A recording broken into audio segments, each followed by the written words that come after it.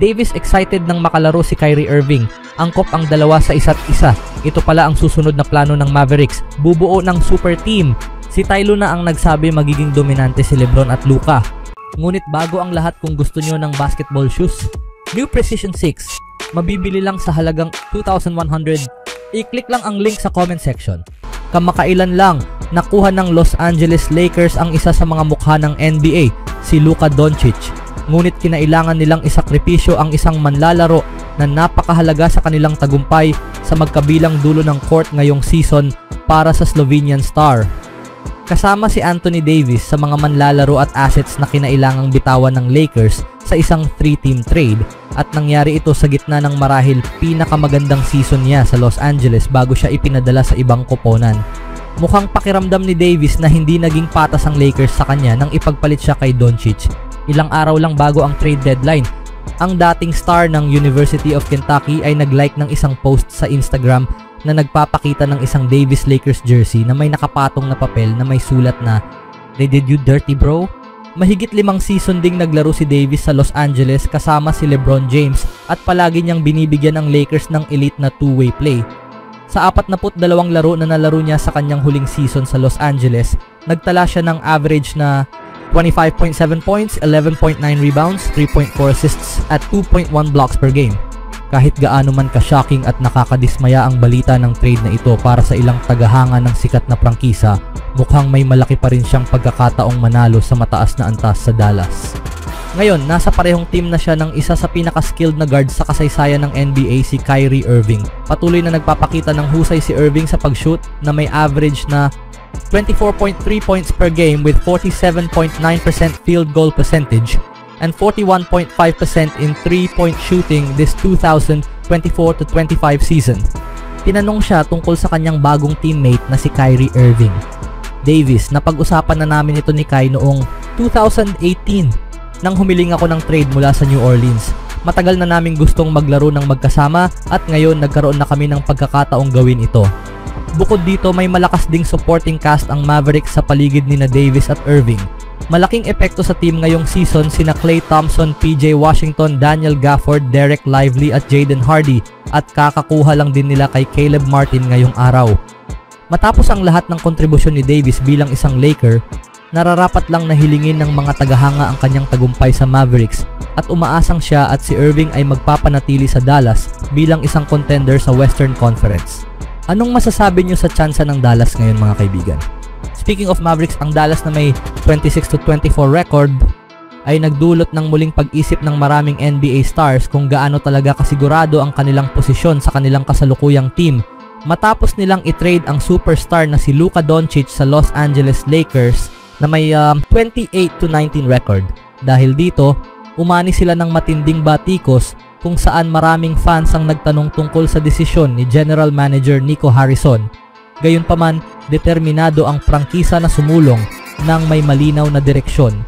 Bagamat may malinaw na mga panganib na tiyak pang pag-uusapan, naniniwala ang Mavericks na kayang bumuo ni na Anthony Davis at Kyrie Irving ng isang championship core sa susunod na 2 hanggang 3 taon. Gayunpaman, naghahanap pa rin sila ng isa pang high caliber na talento. Ayon sa mga ulat, interesado ang Dallas na habulin si Kevin Durant, alinman bago ang trade deadline sa Biyernes o mas realistiko sa off-season.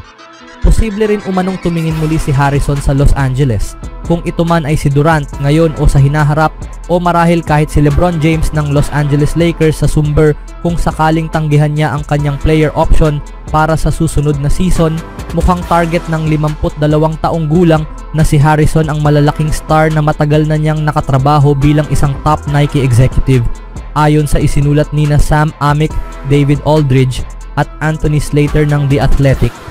Ang layunin syempre ay manalo ng kampyonato sa lalong madaling panahon, o marahil kahit si LeBron James ng Los Angeles Lakers sa summer, tapat si James sa Lakers lalo na't kinuha ng team ang kanyang anak na si Bronny James sa 2024 NBA Draft.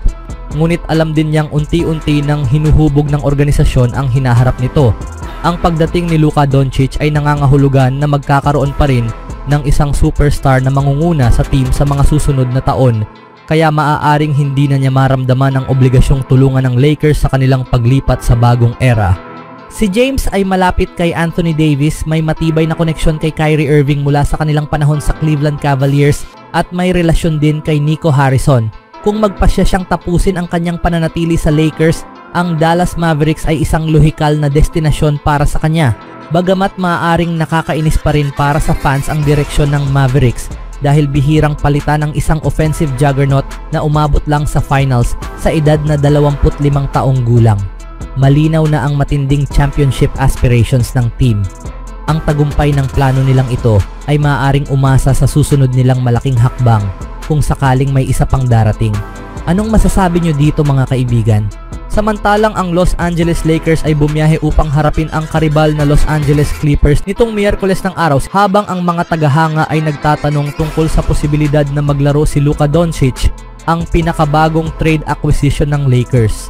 Si Doncic ay nanood mula sa bench, nakasuot ng long sleeve team issued Lakers shirt habang ipinapakita ang kanyang wristwatch at ini-enjoy ang aksyon mula sa sidelines sa Intuit Dome sa Los Angeles. Si LeBron James at ang Lakers ay mabilis na naging leading 73-50 sa unang half matapos ang isang mainit na pagsisimula, kabilang ang isang play na agad na nakuha ang atensyon ni Doncic.